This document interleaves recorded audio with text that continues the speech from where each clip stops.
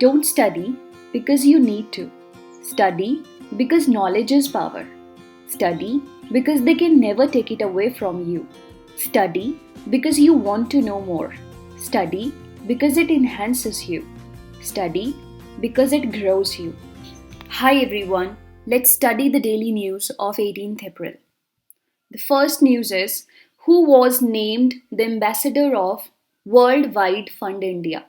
तो कौन है वर्ल्ड WWF के एम्बेसडर? इनकी पिक्चर सामने है and you can guess he is Viswanathan Anand. So Viswanathan Anand को WWF इंडिया के एम्बेसडर बनाया गया है. He has joined the organization for its environment education program. इन्होंने organization को WWF organization को environment education program के लिए join किया था. The environment education program was started in 1976. ये जो education program है ये 1976 में start किया गया था. It undertakes initiative to reach out to youth, school children and citizens in the country. The main aim of the program is to create problem solvers, critical thinkers and environmentally conscious individuals. जो main M है वो इस training का ये है कि इससे हम इस तरह के इंडिविजुअल की कॉन्शियस को या फिर उनके जो थॉट प्रोसेस है उससे प्रॉब्लम सॉल्विंग बनाएं, वो क्रिटिकल थिंकर्स हों और इन्वायरमेंट कॉन्शियस हों, इन्वायरमेंट के फेवर में काम करें. The WWF is an international NGO that was founded in 1961. It is the largest conservation organization in the world with more than 5 million supporters. Largest conservation organization. Conserve करती है environment को. Environment में बहुत सारी चीज़ें आती हैं. Living, non-living दोनों आती हैं. ठीक है. So WWF के ambassador कौन है? विश्वनाथन आनंद. ठीक है. Chess Grandmaster. Okay. Who is to finance 500 million US dollar projects in India to help country improve its healthcare system.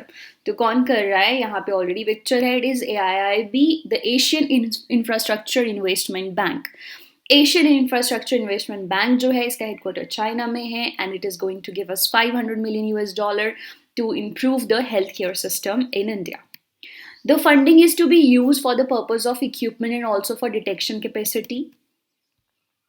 The India had earlier approached AIIB and Asian Development Bank. दोनों ही जो है not AIIB जो है वो China में है और Asian development bank जो है वो फिलीपींस मनीला में है.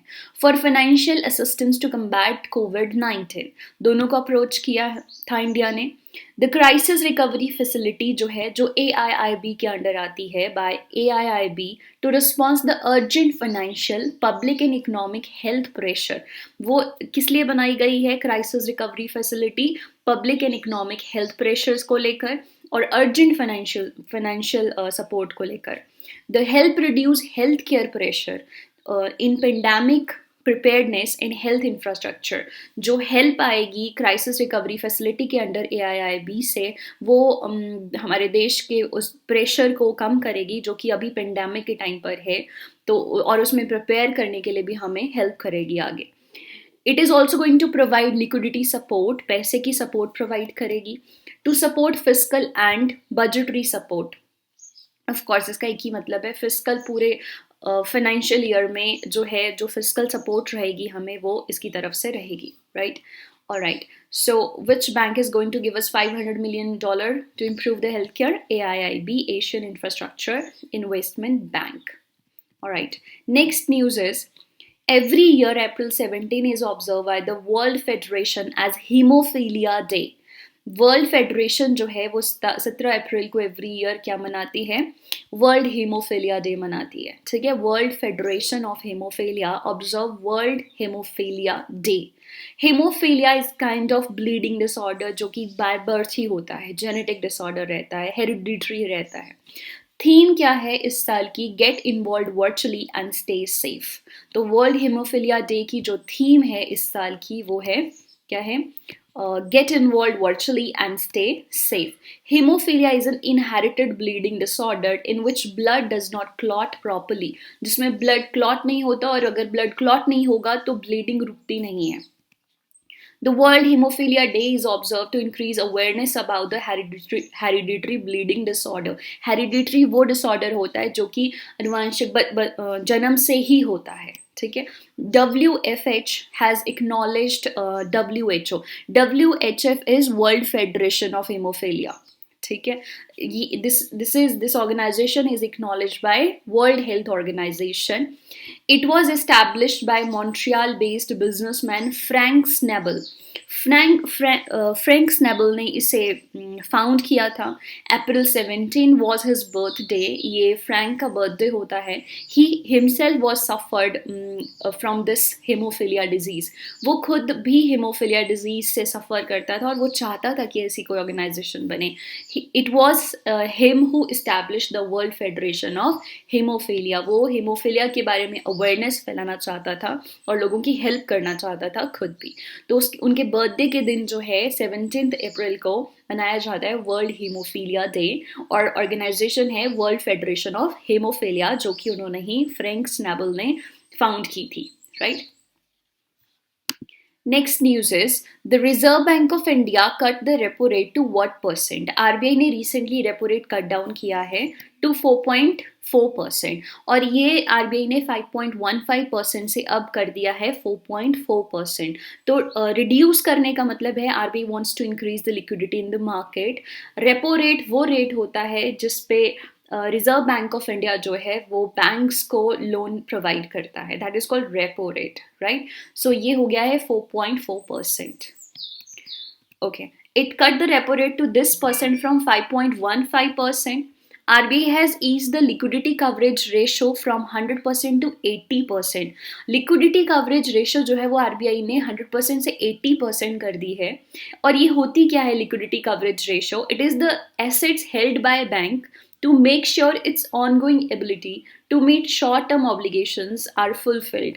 तो ये एसेट जो है बैंक अपने पास रखता है फॉर शॉर्ट टर्म ऑब्लिगेशन जो भी फुलफिल करनी होती है बैंक को, तो वो उससे ये वो अमाउंट होता है जो बैंक अपने पास रखता है एज रिजर्व। तो अब उससे 80% कर दिया गया है फ्रॉम 100%, सो दैट मार्केट में लिक्विडिटी बढ़े।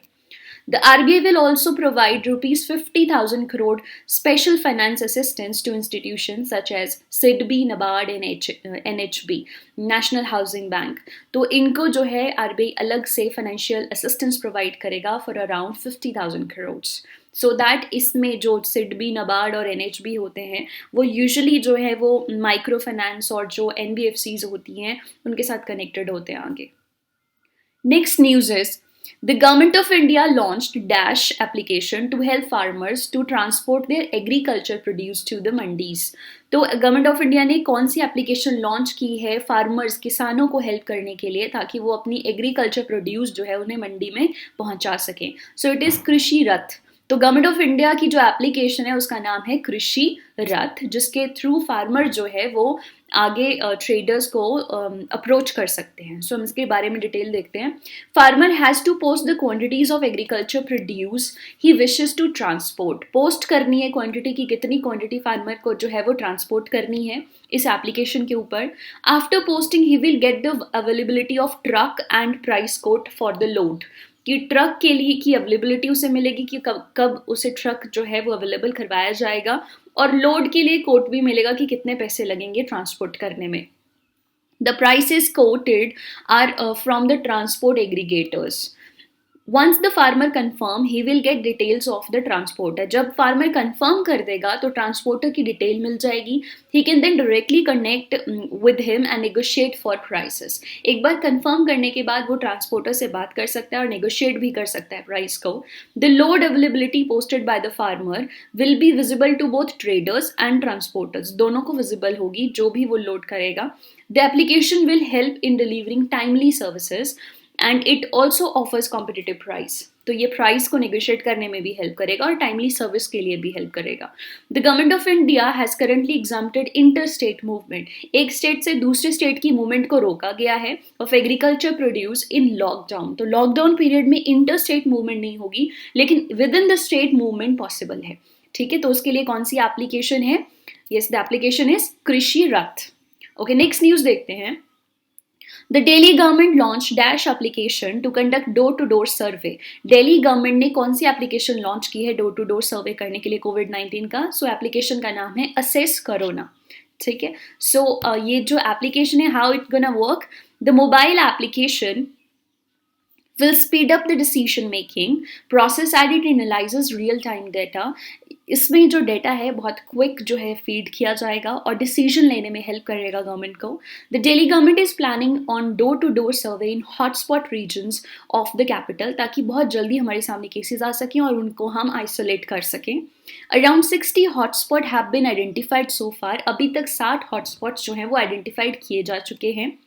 The surveyors will ask questions like travel history, shortness of breath, उन्होंने ट्रैवल किया है या उनकी जो ब्रेथ है उस सांस लेने में कोई तकलीफ हो रही है, फ्लू लाइक सिम्टम्स हैं, नोज और रनिंग नोज है या इस तरह से. The data are to be uploaded on real time basis. Delhi government has received permission from central government to implement the plasma therapy to treat कोविड-19. प्लाज्मा थेरेपी में क्या होता है कि जो इन्फेक्टेड पर्सन होता है, जो रिकवर कर रहा होता है, उसमें एंटीजन्स बन चुके होते हैं, एंटीबॉडीज़ बन चुकी होती हैं, तो उनके प्लाज्मा को दूसरे पेशेंट के प्लाज्मा बॉडी में डाल दिया जाता है जहाँ पर एंटीबॉडीज़ नहीं बन रही हैं. तो इस तरह की टेक्निक होती है और सेंट्रल गवर्नमेंट ने दिल्ली गवर्नमेंट को ये परमिशन दी है प्लाज्मा थेरेपी के लिए, राइट. सो दिल्ली गवर्नमेंट की कौन सी एप्लीकेशन है डोर टू डोर सर्वे के लिए? It is assess corona, right? Okay, next news is India attended the development committee meeting of World Bank and International Monetary Fund. India ने recently development committee meeting जो है वो attend की है, world bank और IMF together दोनों की. And India की तरफ से किसने रिप्रेजेंट किया इसे? तो इंडिया की तरफ से रिप्रेजेंट किया फाइनेंस मिनिस्टर मिसेस या श्रीमती निर्मला सीतारमन ने. ठीक है, so that was development committee meeting of world bank and international monetary fund. इन्होंने काफ़ी मॉनेटरी और फाइनेंशियल जो इश्यूज थे उनको डिस्कस किया. तो डिटेल में लेने की ज़रूरत नहीं थी, बट आपने सिर्फ इतना याद रखना है that it is attended by Nirmala Sitharaman, finance minister, right? Okay, next is the scientists at Gujarat Biotechnology Research Center have found dash new mutations of COVID-19 virus. तो जो गुजरात बायोटेक्नोलॉजी रिसर्च सेंटर है GBRC, उसके जो साइंटिस्ट हैं उन्होंने 3 नए mutations found किए हैं कोविड-19 में. 3 new mutations of covid. Mutation क्या होता है? चेंज होना, जीनोम में चेंज होना. इसको थोड़ा डिटेल में पढ़ते हैं. With this, GBRC became the first government laboratory in the country to sequence whole genome of COVID-19. Genome होता है DNA का सीक्वेंस, जीनोम सीक्वेंस होता है, जीन्स का सीक्वेंस होता है DNA पर, जिसको कि इस लेबोरेटरी ने स्टडी किया है. ठीक है, ये फर्स्ट लैब हो गई है हमारी कंट्री में ये स्टडी करने के लिए. There are 6 mutations in the virus that have been found so far. अभी तक throughout world 6 mutation found की गई थी, 3 GBRC ने की हैं फाउंड. तो अभी the scientist at GBRC have found 3 more new mutations. तो अभी कितने हो गए? Therefore so far 9 mutation of the virus have been found and it has been mentioned that the virus can mutate many fold. अभी तो 9 mutations हैं, लेकिन ये ऐसा मेंशन किया जाता है कि वायरस जो है बहुत ज़्यादा म्यूटेट कर सकता है. ये म्यूटेशन क्या होती हैं? देखो, एक कोई भी ऑर्गेनिज्म होता है उसकी जेनेटिक कोड होता है, एक प्रॉपर जेनेटिक कोड होता है, लेकिन वायरसेस में ये एक चीज़ होती है कि वो टाइम टू टाइम जो है वो अपना जेनेटिक कोड, जीनोम जो है वो चेंज करते रहते हैं. उनका DNA बीच से टूट जाता है और फिर वो जो स्ट्रैंड होता है वो कहीं जाकर फिर अटैच हो जाता है. तो उनका जीनोम जो कोड है, जेनेटिक कोड, वो चेंज होता रहता है. और यही एक कारण है कि हम उनके लिए बहुत जल्दी मेडिसिन या वैक्सीन नहीं बना पाते, क्योंकि वो अपने आप को चेंज करते रहते हैं. This is the main reason कि वायरस के लिए अभी तक हमने कोई मेडिसिन नहीं बना पाए हैं. जो भी है वो वैक्सीनेशन के थ्रू ही चलता है, right? The genome sequence is a method that used to find DNA sequence of genome of an organism. The ICMR, Indian Council of Medical Research, has recently found COVID-19 virus in 2 species of fruit bats. जो fruit bats हैं उनकी 2 species में COVID-19 को found किया है. इसका मतलब ये है कि कहीं ना कहीं ये बैट्स से हो सकता है कि बैट से ही आया है, उसका जो मेन होस्ट था वो बैट ही था. And this says that active surveillance of bats is also essential to find the emerging strains of the virus. ताकि बैट्स का सर्विलेंस करना बहुत ज़रूरी है. और बैट्स को भी हमने देखना पड़ेगा कि बैट्स की बॉडी पे कोविड-19 का या फिर जो वायरस है इसका क्या असर रहता है और किस तरह से वो इससे लड़ते हैं. तो ये पूरा इसका जो होस्ट है, जब इसके बारे में पता चलेगा तो धीरे धीरे हम इसके ऊपर और रिसर्च करेंगे and we will just move towards the vaccine, right? So this is gonna help us in future. Alright, that is it for today. Please like and subscribe the channel for more such video. Thank you. See you again.